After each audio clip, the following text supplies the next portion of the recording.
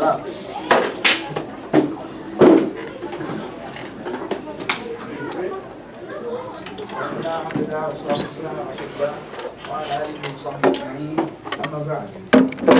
know how much time we have here.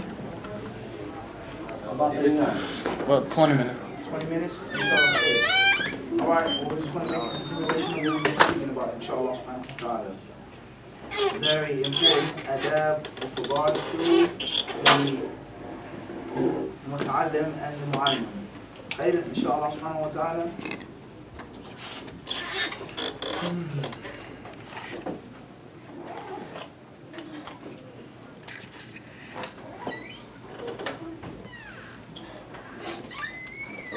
It says here, point number 11, ولا يتخطى رقاب الناس ويجلس حيث انتهى به المجلس إلا أن يصرح له الشيخ أو الحاضرون بالتقدم والتخطى أو التخطي أو يعلم من حالهم إثار ذلك. The 11th point, he says that the person who attends the halaqah or who attends the circle, he should not push and kick people and move people out of the way. Nor should he put himself in front of the people unless the sheikh allows him, orders him, or unless he knows that the people do not mind and there's a benefit in him doing so. In other words, there are some students, there lies no doubt, it is good for everyone for them to come close to the class in the beginning of the class, or for this person to be made the designated reader. It's a benefit for everyone. If not, then you should go where your seat or wherever you are, wherever you may be placed. He says, number 12, وَلَا يُقِيمُ أَحَدًا مِنْ مَجْلِسِهِ فإن آثره غيره بمجلسه لم يأخذه إلا أن يكون في ذلك مصلحة للحاضرين بأن يقرب من الشيخ يذاكره مذاكرة من كثر الحاضرون بها ولا يجلس وسط الحلقة إلا لضرورة ولا بين صاحبين إلا برضاهما. And before we move on, brothers and sisters, I hope inshallah that the point will become clear to you is that when you seek ilm, there is a special way of doing so. The more you know about this way, and the more you know about the intricate details of this way, the further you will go. The further what? You will go. Let's make a comparison to sports. A comparison to sports. Throwing a football, an American football. Everybody can throw a football. Somebody big, somebody that's small, a man or a woman, a quarterback, or any other position, you can throw a football.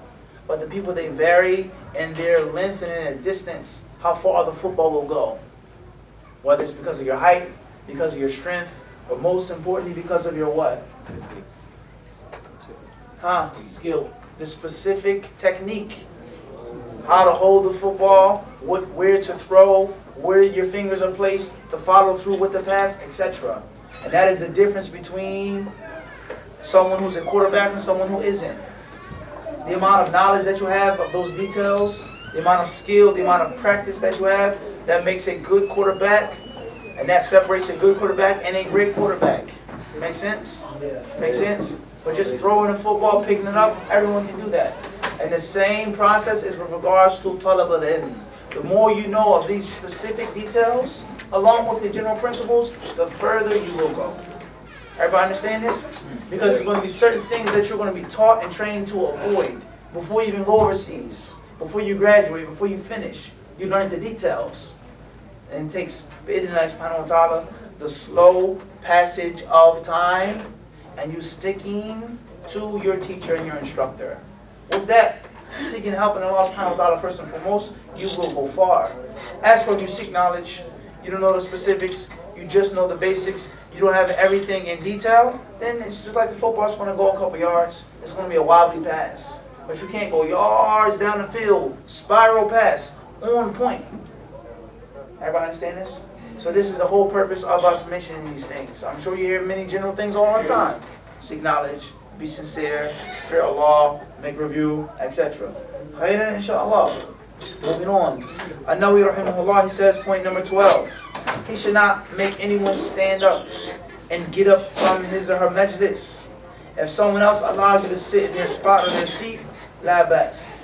Or if it's a benefit for you, or for them, or for the entire class, la bas. He then says, nor should you sit in the middle of the circle unless it is a necessity.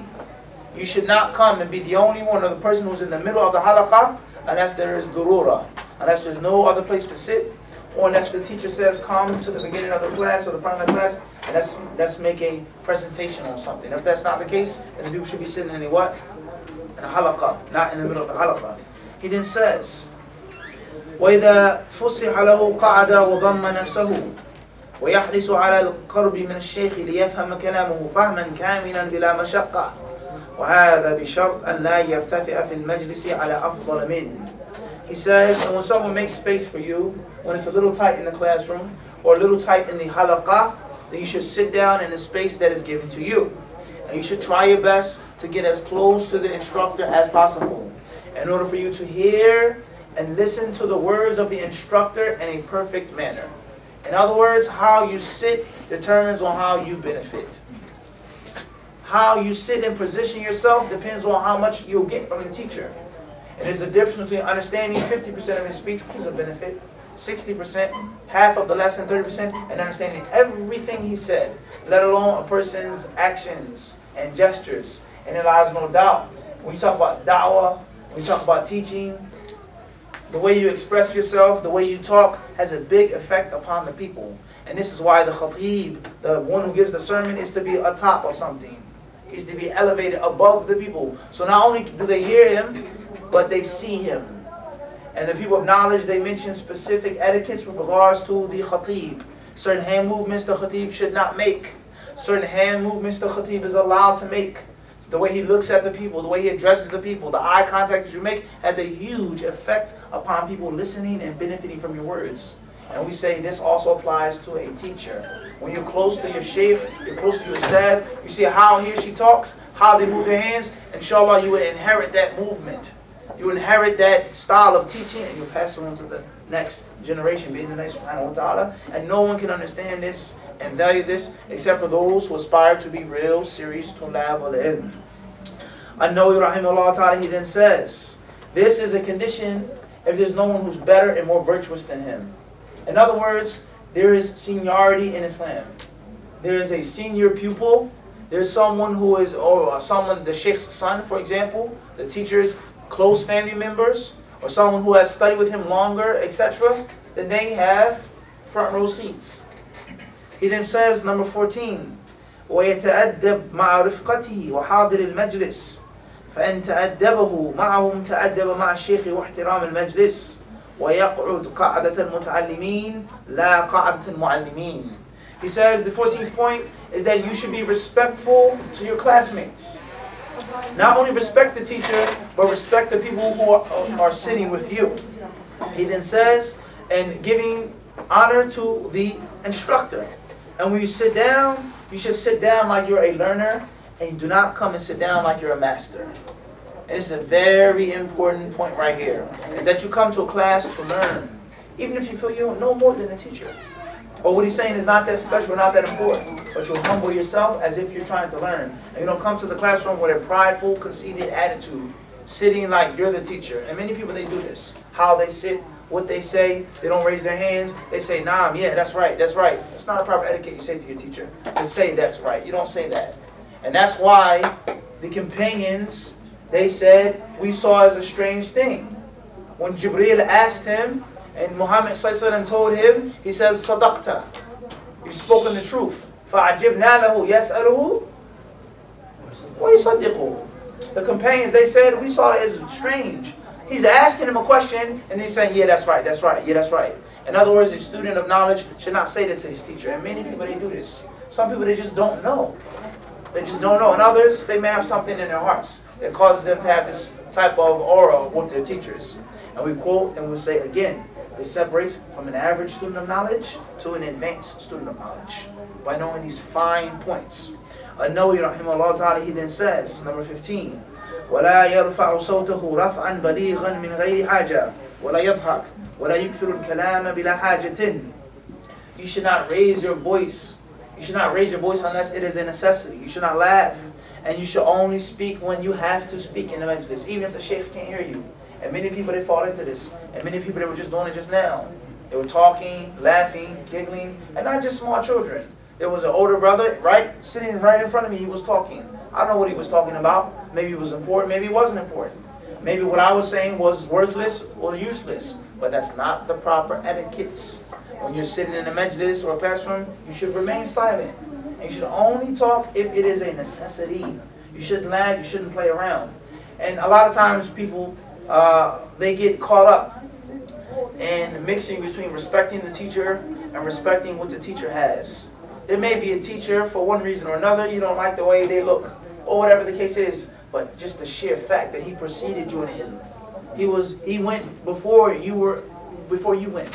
He completed before you completed. He's brought here to teach you something. You respect what he has, and not necessarily him as a person for one reason or another.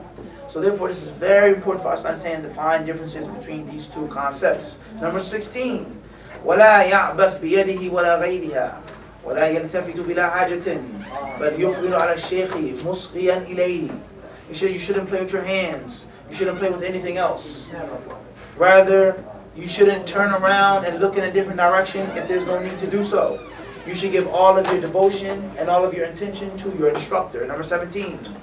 ولا يسبقه إلى شرح مسألة أو جواب سؤال إلا أن يعلم من حال الشيخ إثار ذلك ليستدل به على فضيلة المتعلم ولا يقرأ عليه عند شغل قلب الشيخ وملله وغمه ونعاسه واستيفازه ونحو ذلك مما يشق عليه أو يمنعه استيفاء الشرح ولا يسأل عن شيء في غير موضعه إلا أن يعلم من حاله أنه لا يكرهه ولا يلح في السؤال إلحاء مضجرا ويغتنم سؤاله عند طيب نفسه وفراغه. The 17th point, I know he says, you should not precede your teacher to explaining a point or answering a question or giving the answer before he speaks. And this is something that many people do. The sheikh is posing a question, someone asks him a question, and you find people, they're rushing or jump to answer the question. That's a very, very bad etiquette. He says, unless you know that the sheikh does not mind, unless you know that he doesn't mind and he wants his students to step up and to be a little aggressive and for them to participate, then that's one thing. That's one thing. An-Nawawi, he then says, he should not read, or you shouldn't read to your teacher when your sheikh is busy or tired or exhausted or frustrated or hungry or whatever the case may be. You should not bother and pester your sheikh in a time which is inappropriate unless you know that the sheikh does not mind. The sheikh, he may say, read. If I'm sleeping, if we're walking, if we're talking, we're on the plane, we're in the car, read to me. Ask me a question. We're eating. Ask whatever you like. In other words, brothers and sisters, a big part of being a serious, true student of knowledge, a true disciple of ilm, is getting close to your teacher and knowing him or knowing her. And you can't do that unless you devote yourself to that. How can you know when the sheikh minds and when the sheikh doesn't mind? How do you know when your teacher cares and when they don't care? How do you know when it's okay to call them late at night and not okay? How do you know this unless you have a what? A special bond with that teacher, and this bond can only be made through you dedicating yourself to them. And we said this before, and we'll say it again, this is how you get the secrets of that teacher. You may read, wallahi, this book here, let's see how many pages it is. About 400 pages. It may take you, Allah Alam, how fast you read, how much time you give to reading on a daily basis. It may take you a day to read this whole book. Some people read 400 pages in a day easily. Some may take a week, a month, some people in a year. You may get from your teacher a secret, a benefit, something that's special that you couldn't get from reading 400 pages. And you only get that by devoting yourself to knowledge. And this is why we say when people ask us all the time, what books should I study, ya Shaykh? They ask all of the time, why in so many countries. From Minnesota to Medina, what books, what mutun, what small things to study, what should we read, what should we study? We say before you even ask this question, you need to make yourself an apprentice. You need to have a teacher. And he or she, bi'idhnillah subhanahu wa ta'ala, will point out to you and explain to you what you should and what you should not study. So a big part of being a student of knowledge is tutelage. Is you being under the training of someone who has knowledge and experience. Rather, that's in any aspect of life. And we go back to sports, if you like. People who become excellent boxers, it's not just because they can box, or because they train or they were in the gym, but they studied and they sparred and they worked out and they were taught by someone who was an expert boxer. It's a pedigree. It's a lineage. And not just to take knowledge from books. Not just to take theoretical issues, but the practical ilm. And that is how you know your teacher. And as we said before, that is the most special relationship, the most special bond, is the master and the apprentice. An-Nawawi rahimahullah ta'ala, he then says, a person should take advantage when the sheikh is in a good mood, in good spirit, to ask a question. Because how he feels is going to have an effect on what he tells you. He then says, number 18, وَيَتَلَطَّفْ فِي سُؤَالِهِ وَيُحْسِنُ خِطَابًا وَلَا يَسْتَحِي مِنَ السُّؤَالِ عَمَّا أَشْكَلَ عَلَيْهِ بَلْ يَسْتَوْضِحُهُ أَكْمَلَ اسْتِيضَاحٍ فَمَنْ رَقَ وَجْهُهُ رَقَ عِلْمُهُ وَمَنْ رَقَ وَجْهُهُ عِنْدَ السُّؤَالِ ظَهَرَ نَقْصُهُ عِنْدَ اجْتِمَاعِ الرِّجَالِ. He says, a person, the student of knowledge, should be kind and courteous in his or her question. When you ask a question, it should be in a good manner, with respect and with humility. However, he says, but it should be a the question should be put forth in a thorough manner. In other words, wording a question and how to ask, that's a skill in itself. And that also separates the average from the good and the good from the great, is how to word your question, how to express yourself, how to seek what you want. Because the sheikh, he doesn't read your mind, he doesn't know what you want, unless you express it to him or to her. He then says, and you should not be shy from asking questions that are problematic. Things that you need to know about, things that you want to know about, you should not be shy. Rather, he says, you should seek total and complete clarification. Akmal istidah. I need to know you, sheikh. I'm sorry, this may be embarrassing, this may be funny, you may laugh at me, but it's a problem I'm having in my life, please give me the answer. He then says, and that is because those people who are too soft and too humble and too tender, he says, their faces are too soft to ask and to be embarrassed, he says, then they will have soft and tender knowledge. And we mentioned this last night at the Carmel Masjid.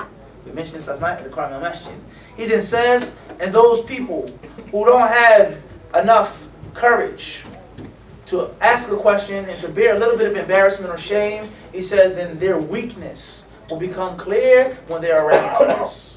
When you go in front of other people, whether you're a teacher, whether you're sitting, it shows that you're weak in this issue and you really don't understand and you truly have not benefited as was necessary. Number 19. وإذا قال له الشيخ أفهمت فلا يقول نعم حتى يتضح له المقصود إيضاحا جليا لئلا يكذب ويفوته الفهم. He says, and when the teacher asks you, do you understand? You should not say yes if you have not understood. You should not say naam, as many people do. Naam ya sheikh, naam. But they really haven't understood. They haven't understood. And that's why we have different levels of teachers. Some teachers, they suffice themselves when the students say yes.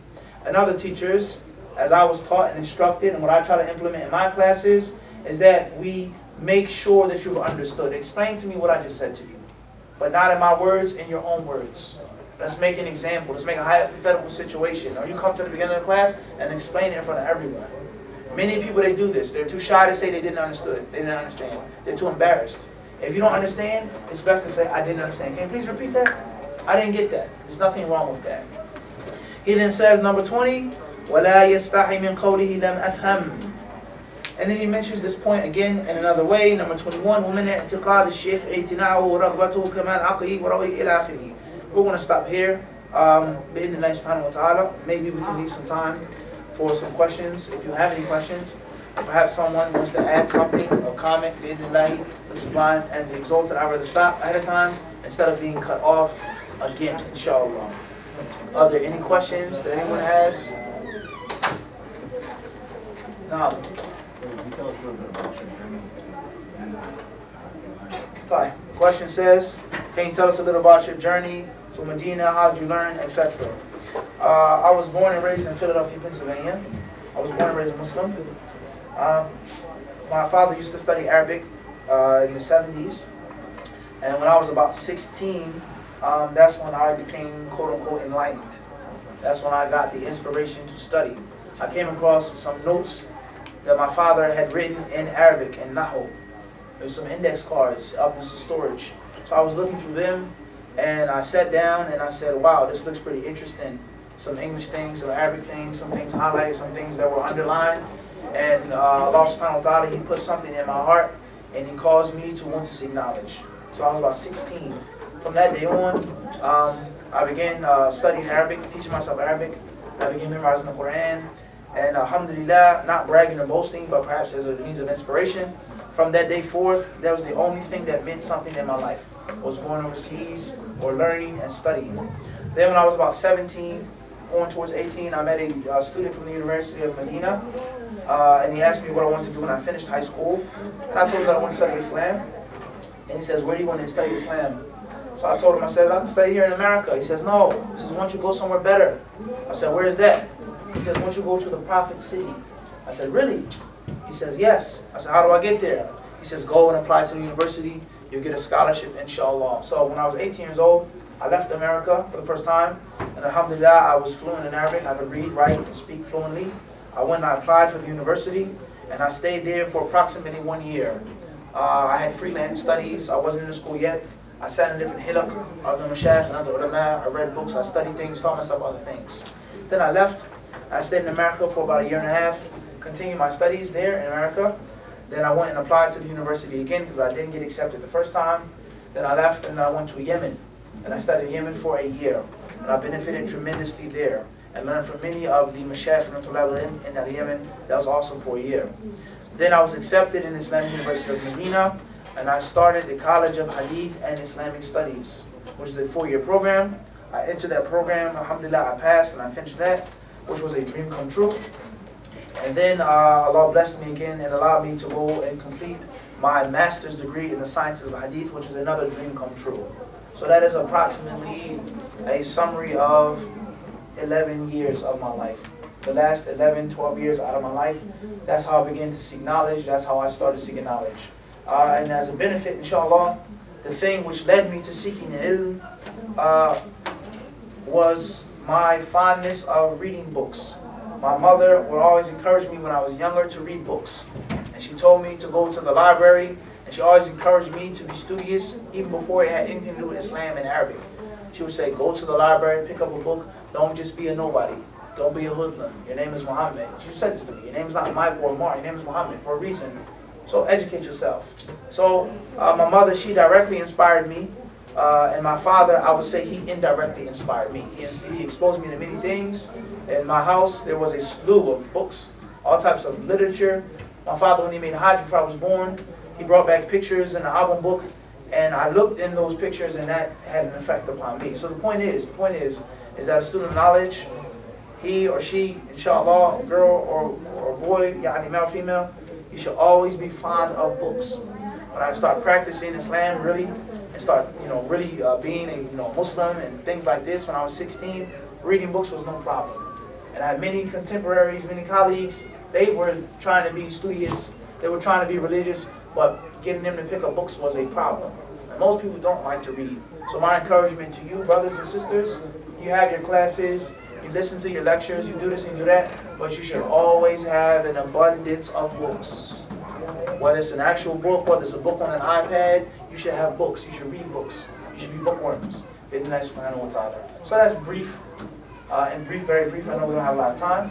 Allah bless me to study with many great ulama, great teachers from all different backgrounds in Medina and places others or other than Medina. That's in brief. We've spoken about this, not to be funny, wallahi, but a lot of people have asked me this same question. We've done many videos on it. If you go to the YouTube channel, Hadith Disciple, inshallah, you'll find several different lectures on this specific question, in which I mention it in detail. I'm not telling you this like my life is something important or special, no. But I'm telling you this that hopefully, bi'idhnillah, it can be a means of inspiring you, inshallah subhanahu wa ta'ala. Wallahu a'lam. No more questions? Jazakumullahu khairan. Thank you very much.